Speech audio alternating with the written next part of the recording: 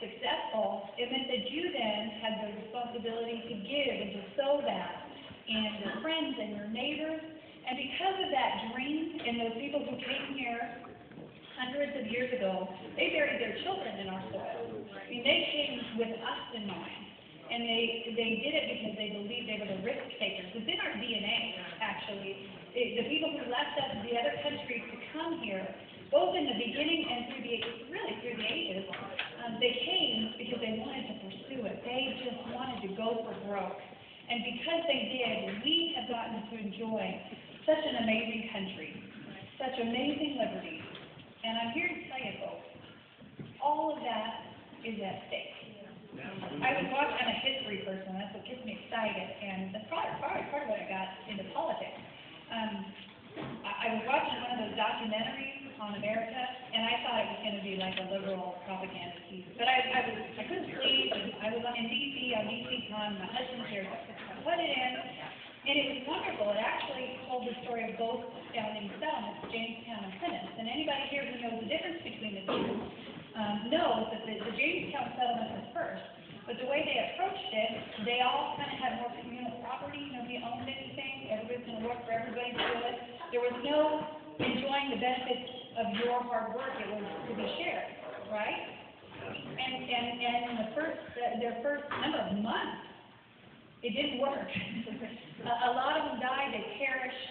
And that was one example. Now, 400 miles up the coast, roughly, was the Plymouth settlement. And it was a very different mindset. The mindset was, in fact, they wouldn't even get off the boat until they had a compact, an agreement between each other, a governmental compact that honored individual liberty and faith and life.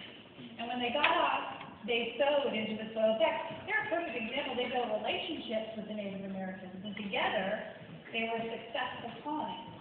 Well, those are the folks, when I think about what's at stake here, I think about what they did with all of us in mind. And so when I come here tonight, I'm so encouraged. I'm excited that this is a packed room. I'm excited that you're going to give. Because of you, we did win the only congressional seat that Republicans won from Democrats on the whole West Coast was because of folks like you. Because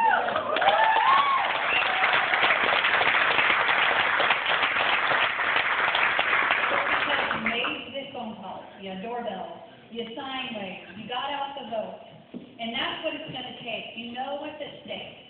We know what we can achieve. We know that we want to be the country that continues to be a benefit and a blessing to the nations of the world. We want to protect and grow the American dream, not start this long fade into history, really into mediocrity. So it's all within our reach to change it. I encourage you. Thank you for coming tonight. Thank you for supporting. Colleen, thank you for leading this effort. Please, please, please know that no phone call is wasted, no 20-minute time spent at the headquarters, calling through a list. None of it is wasted. We want to leave nothing on the field and look back after the election in November and say we did it. We protected our country. We protected the American dream. We didn't change it, right? We restored it.